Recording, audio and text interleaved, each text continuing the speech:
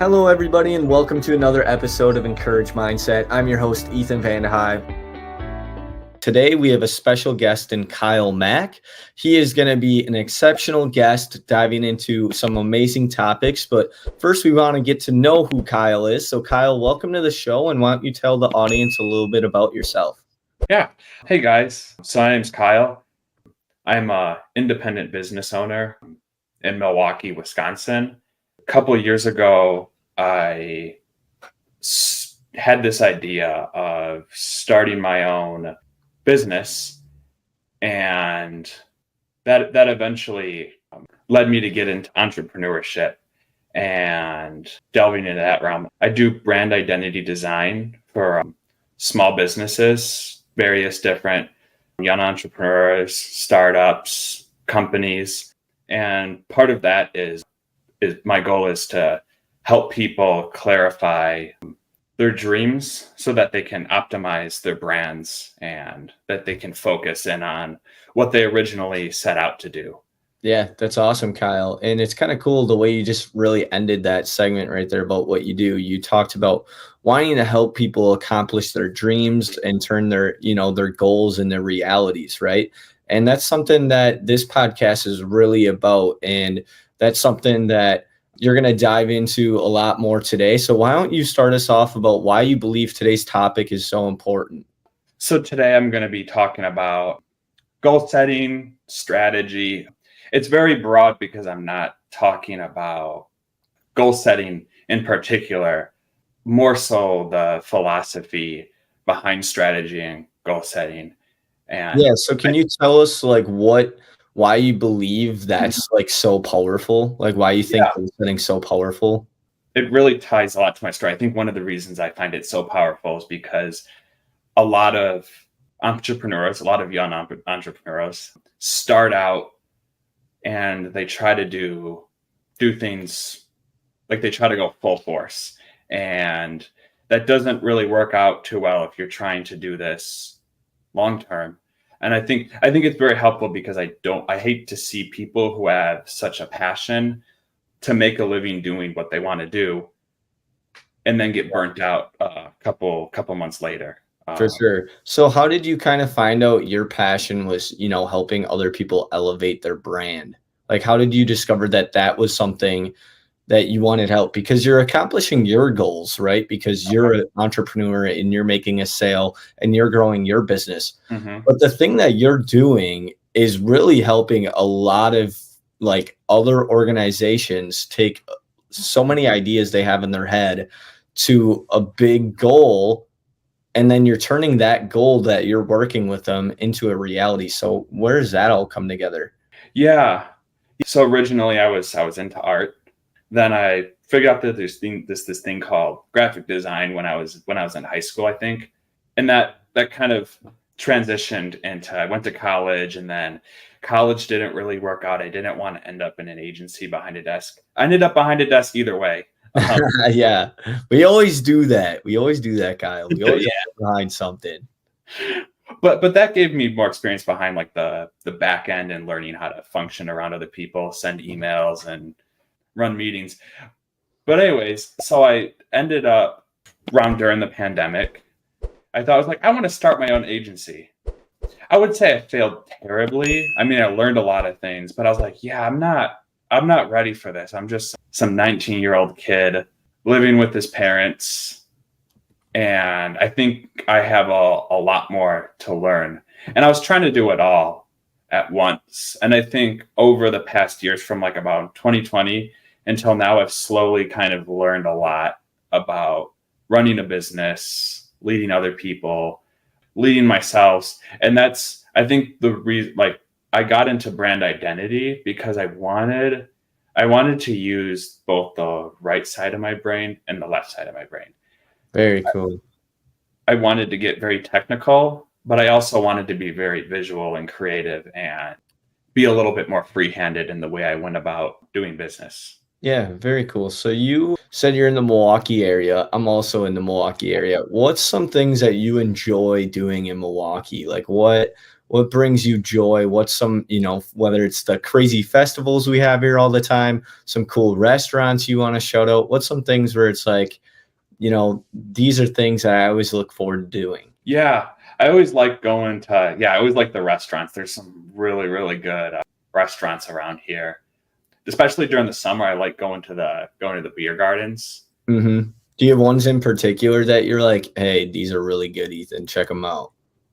Juneau's pretty good. I think when I first moved to Milwaukee, I lived on the south side, and I would always go to South Shore. Like that was a pretty good spot. This isn't a beer garden, but I do like Mobcraft. I think they have really good.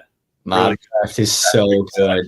Their Friday night special where you get 2 beers and a pizza, you can't beat it. Yeah, their pizzas are great too. It's like one of those places where I think there's a couple of places, but where they have good food and good beer, like a good selection. And the reason why I bring that up, Kyle, is because all those places started with goals. They started with dreams, and somebody else turned those into realities, right?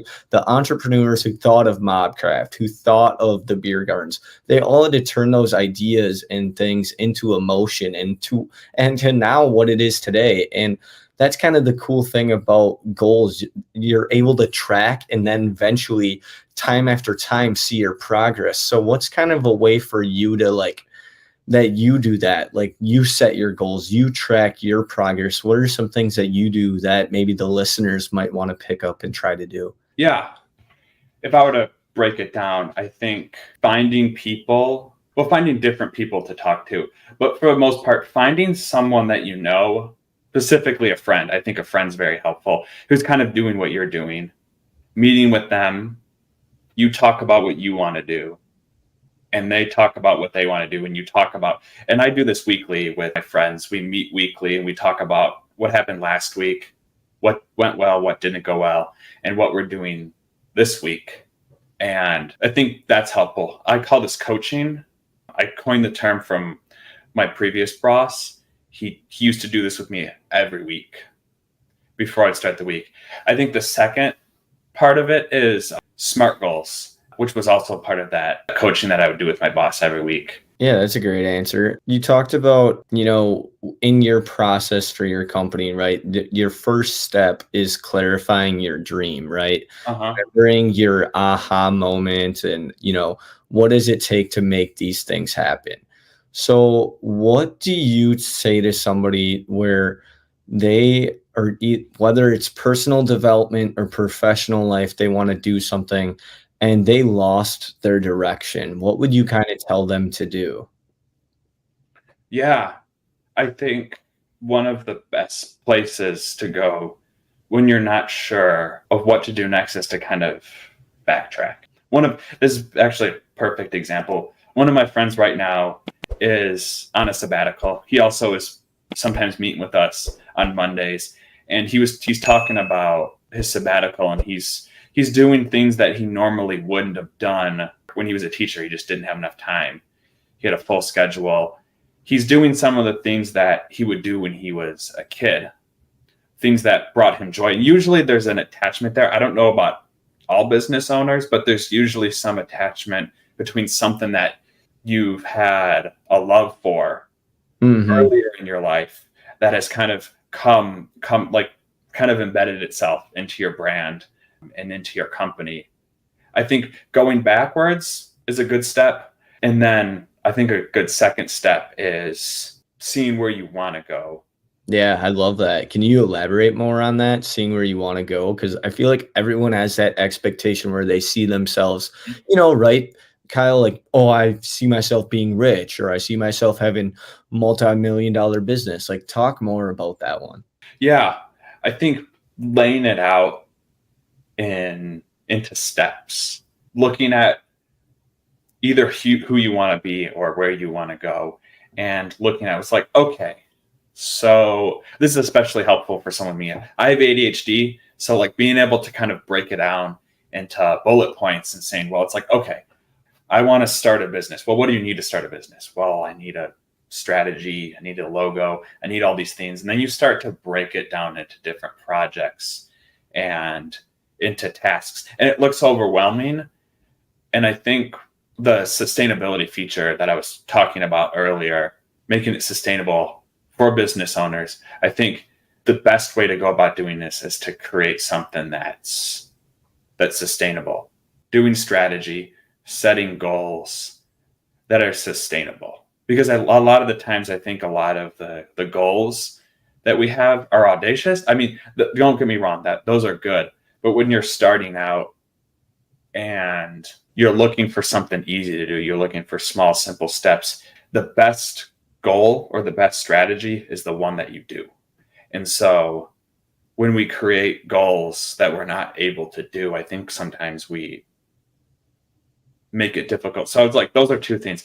Look back on what you enjoyed, what you loved, and just kind of look at where you're going and try to come up with a plan to make that achievable. Even if you're working a full-time job, trying to make that achievable for yourself. For sure. Yeah. Can you talk more about, like, when we talk goals, right? Everyone says they have them. Everybody says, they do them, right? But it's like, truly, do they know what they are? Like, do they actively look at it? Is that something you do, Kyle? Is it something you write them down and you put them like on your wall to make sure you can really identify what they are? Or you put them in a journal?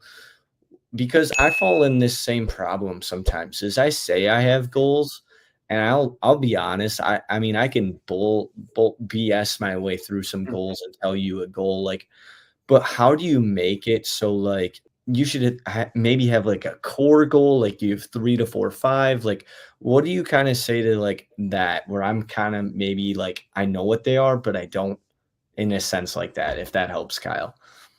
Yeah. So like the way I do it is I kind of break.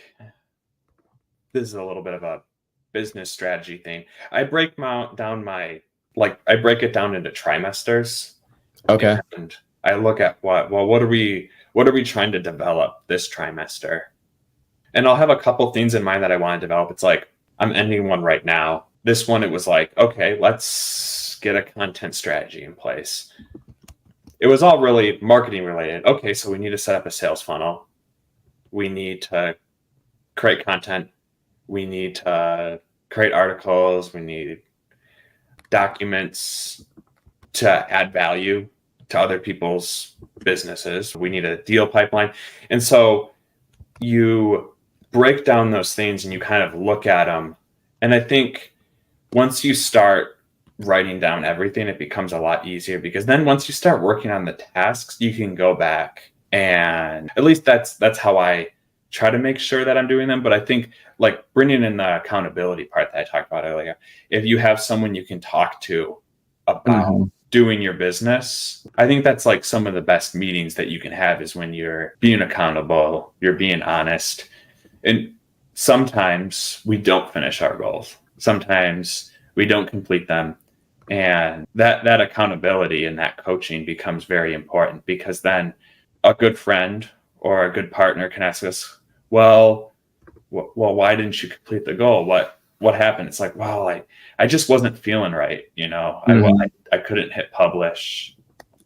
And this was me for years. I wasn't able to hit publish but I never had, like, I remember a couple of years later, after I said, I was like, yeah, I had these really good, I was coming out with content. And then I stopped because I felt like it was mediocre. And a friend asked me, he's like, do you think that was a healthy response? Oh, I like that. And it got me thinking. It's like, oh yeah, maybe. I was like, but if only I would have been able to do that down the road. Not down the road, beforehand, before the fact. Yeah. Cool. Is there anything else you want to share on today's episode? It's been really insightful for me to learn more about you and goals and strategy. Is there anything else you want to share on today's episode, Kyle, that will leave the viewers or listeners in awe? Yeah. One thing that I would want to leave people with is to kind of keep in mind sustainability and attainability. You want to build a brand that's sustainable, and you want goals and stuff like that are attainable. Once you figured that out, once you figured out how to create something that's sustainable, it's like, okay, yeah, I can do this. Okay, couple hours a day starting out, sometimes it's hard because without seeing the fruit of it, that becomes difficult. For sure. And then focus on effectiveness. Then you can go back and look at your goals and see if they're effective. Then you can go back, because you don't really know whether a strategy works unless you've done it. I remember I was listening. This doesn't have anything to do with goal setting, but it kind of hits home for me because I just took up the craft of writing. Don't know directly where the quote came from, but I was listening to a podcast and this guy said, you don't really know if you're a bad writer until you've written, I think he said 3,000 words. Well, I don't think you know if something is working unless you've done it. That's why I break it up into trimesters, because you don't really know whether it's effective. You don't really have anything to mirror it off of. I think a lot of the times you have to I get it. Back. I like it a lot, and I like that statement because it's kind of like Michael Jordan's statement where you need to put in 10,000 hours to be really, really good at something. So I kind of see your correlation there.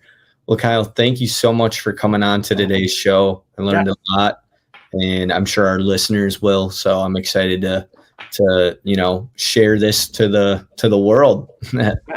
Thank you for having me.